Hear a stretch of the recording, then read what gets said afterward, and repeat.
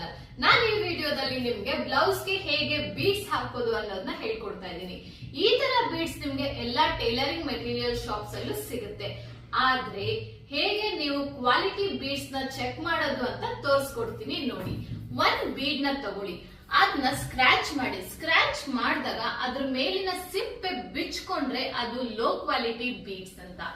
ಅದೇ ನೀವು ಸ್ಕ್ರಾಚ್ ಮಾಡಿದಾಗ ಸಿಪ್ಪೆ ಬಿಡಿಸ್ಕೊಳ್ಳಿಲ್ಲ ಅಂದ್ರೆ ಅದು ಕ್ವಾಲಿಟಿ ಬೀಡ್ಸ್ ಅಂತ. ಸೊ ಕ್ವಾಲಿಟಿ ಬೀಡ್ಸ್ ನ ನೀವು ತಗೊಳ್ಬಹುದು. ಈಗ ನಾವು ಬೀಡ್ಸ್ ಹಾಕೋಕೆ ಬೇಕಾಗಿರೋ ಮೆಟೀರಿಯಲ್ಸ್ ನ ತೋರಿಸ್ತೀನಿ. ಸೂಜಿ, ದಾರ, ಸ್ಟ್ರಿಮ್ಮರ್, ಬೀಡ್ಸ್. ಈಗ ನಾನು ನಿಮ್ಗೆ ಹೇಗ್ ಹಾಕೋದು ಅಂತ ತೋರಿಸ್ಕೊಡ್ತೀನಿ ನೋಡಿ. ಫಸ್ಟ್ 4 ಎಳೆ ದಾರ ತಗೊಳ್ಳಿ. 2 ಎಳೆ ದಾರ ತಗೊಂಡ್ರೆ ನಿಮ್ಗೆ ಅದು ಕಟ್ ಆಗೋ ಸಾಧ್ಯತೆ ತುಂಬಾ ಇರುತ್ತೆ. ಅದರಿಂದ 4 ಎಳೆ ದಾರ ತಗೊಳ್ಳಿ. ನಾನು ಆಲ್ರೆಡಿ 4 ಎಳೆ ದಾರ ಹಾಕೊಂಡು ಸೂಜಿ ರೆಡಿ ಮಾಡಿ ಇಟ್ಕೊಂಡಿದ್ದೀನಿ. ಇವಾಗ ಹೇಗ್ ಬೀಡ್ಸ್ ಹಾಕೋದು ಅಂತ ತೋರಿಸ್ತೀನಿ ನೋಡಿ. ಇದು ಬ್ಲೌಸ್ ನ ಸ್ಲೀವ್ಸ್, ಓಕೆನಾ? ಇದನ್ನ ನೀವು ಫಸ್ಟ್ ಹೀಗೆ ಇಟ್ಕೊಳ್ಳಿ. ಸೂಜಿನ ಹೀಗೆ ತಗೊಂಡು, ಇದು ಎಂಬ್ರಾಯ್ಡ್ರಿ ಬ್ಲೌಸ್ ಆಗಿರೋದ್ರಿಂದ ತುಂಬಾ ಡೆಲಿಕೇಟ್ ಆಗಿರುತ್ತೆ. ಅದರಿಂದ ನೀವು ತುಂಬಾ ಹುಷಾರಾಗಿ ಹಾಕ್ಬೇಕಾಗತ್ತೆ. ಈ ಸೂಜಿನ ಹೀಗೆ ಇದು ಒಳಗಡೆ ಸೇರಿಸಿ. ಅಂದ್ರೆ ಲೈನಿಂಗ್ ಬಟ್ಟೆಗೂ ಆ ಎಂಬ್ರಾಯ್ಡ್ರಿ ಏನ್ ಮಾಡಿರ್ತಾರೆ ಆ ಬಟ್ಟೆಗೂ ಸೇರಿಸಬೇಕಾಗತ್ತೆ. ಮೇನ್ ಪೀಸ್ ಅದರಲ್ಲಿ ಅಟ್ಯಾಚ್ ಆಗಿರಬಾರ್ದು. ಹೀಗ್ ತಗೊಳ್ತೀರಾ? ಹೀಗ್ ತಗೊಂಡು ದಾರನ ಪುಲ್ ಮಾಡಿ. ಪುಲ್ ಮಾಡಾದ್ಮೇಲೆ ಒಂದ್ ನಾಟ್ ಹಾಕೊಳ್ಳಿ. ಹೀಗ್ ತಗೊಂಡು ಈ ದಾರ ಇದೆಲ್ಲ ಹೀಗ್ ತಗೊಂಡು ಒಂದ್ ನಾಟ್ ಹಾಕೊಳ್ಳಿ. ನಾಟ್ ಹಾಕೊಂಡ್ಮೇಲೆ ಬೀಡ್ ತಗೊಳ್ಳಿ. ಈ ಬೀಡ್ನ ಈ ಹೋಲ್ಗೆ ಸೂಜಿನ ಸೇರಿಸಿ ನೋಡಿ. ಹೀಗೆ ಹಾಕೊಳ್ತೀರಾ. ಅದಾದ್ಮೇಲೆ ಈ ಸೂಜಿನ ಇದ್ರೊಳಗಡೆ ಆ ಎಂಬ್ರಾಯ್ಡ್ರಿ ಏನಾಗಿದೆ ಅದು ಮತ್ತೆ ಲೈನಿಂಗ್ ಬಟ್ಟೆ ಹೀಗೆ ಸೇರಿಸ್ಕೊಳ್ತೀರಾ. ಸೂಜಿನ ಈ ದಾರಗಳ ಮಧ್ಯೆ ಸೂಜಿ ಬರಬೇಕು. ತಗೊಂಡು ಹೀಗೆ ಪುಲ್ ಮಾಡಿ, ಎಳೀರಿ.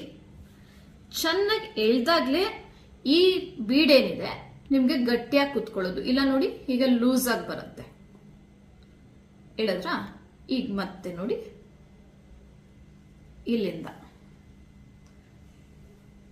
ಈ ಗ್ಯಾಪ್ ಏನಿದೆ ನಿಮ್ಗೆ ಎಷ್ಟು ಬೇಕೋ ಅಷ್ಟು ತಗೊಳ್ಬಹುದು. ನಾನೀಗ ತಗೊಳ್ತಾ ಇದ್ದೀನಿ ಈ ಹೆಬ್ಬೆಟ್ಟಿನ ಗ್ಯಾಪ್ ಇಷ್ಟು ಇಲ್ಲಿಗೆ ತಗೊಳ್ತಾ ಇದ್ದೀನಿ ನೋಡಿ. ಮತ್ತೆ ಅದೇ ತರ ತಗೊಳ್ತಾ ಇದ್ದೀನಿ. ಪುಲ್ ಮಾಡಿ. ಇಲ್ಲಿ ನೀವು ಪುಲ್ ಮಾಡ್ಬೇಕಾಗತ್ತೆ. ಇಲ್ಲೂ ಪುಲ್ ಮಾಡಿದಾಗ ಈ ಹಿಂದೆ ಇರೋ ಬೀಡ್ ಸಹ ನಿಮ್ಗೆ ಏನಾಗುತ್ತೆ, ಟೈಟ್ ಆಗಿ ಕುತ್ಕೊಳ್ಳುತ್ತೆ.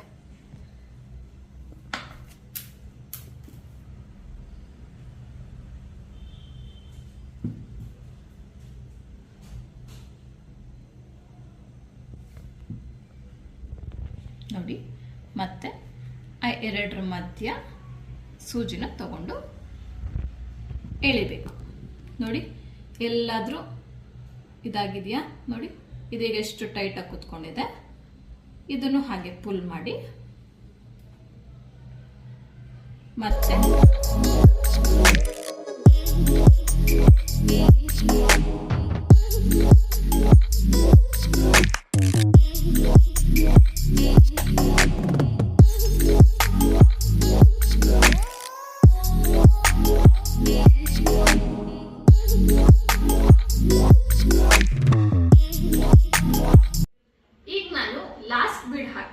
ಲಾಸ್ಟ್ ಬೀಡು ಮತ್ತೆ ಫಸ್ಟ್ ಬೀಡು ತುಂಬಾ ಇಂಪಾರ್ಟೆಂಟ್ ಆಗಿರುತ್ತೆ. ಯಾಕಂದ್ರೆ ಫಸ್ಟ್ ಬೀಡ್ ಅಲ್ಲಿ ನಾವು ನಾಟ್ ಹಾಕೊಂಡು ಸ್ಟಾರ್ಟ್ ಮಾಡಿರ್ತೀವಿ.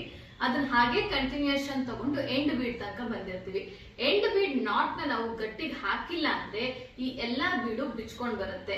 ಅದರಿಂದಾನೇ ನಮ್ಗೆ ಇಂಪಾರ್ಟೆಂಟ್ ಆಗಿ ಎಂಡ್ ನಾಟ್ ನ ನಾವು ಹೇಗೆ ಹಾಕ್ಬೇಕು ಅಂತ ತೋರಿಸ್ತೀನಿ, ಓಕೆನಾ? ಇಲ್ಲಿ ನೋಡಿ, ನಾನು ಎಂಡ್ ಬೀಡ್ ಹಾಕೊಂಡಿದ್ದೀನಿ. ಎಂಡ್ ಬೀಡ್ ನ ನೀಟಾಗಿ ಪುಲ್ ಮಾಡಿ ಈ ತರ ಎಳೆದು ನಾನು ಇಟ್ಕೊಂಡಿದ್ದೀನಿ.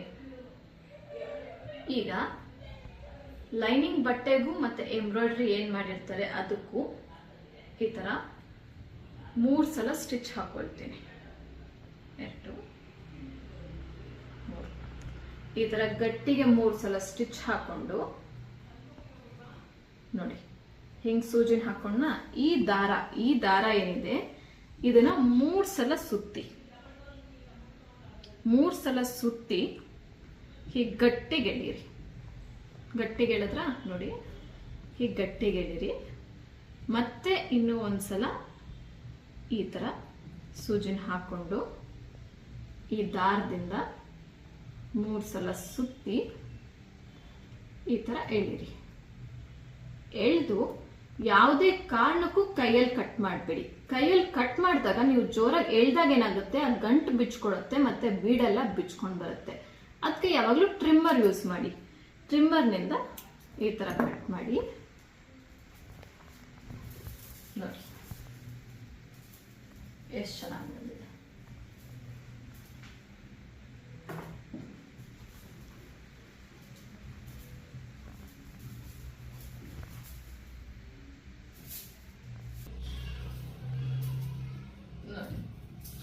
ಈ ತರ ಬೀಡ್ಸ್ ನಿಮ್ಗೆ ಮಾರ್ಕೆಟ್ ಅಲ್ಲಿ ತುಂಬಾ ವೆರೈಟೀಸ್ ಅಲ್ಲಿ ಸಿಗುತ್ತೆ, ಹೋಗಿ ಎಕ್ಸ್ಪ್ಲೋರ್ ಮಾಡಿ.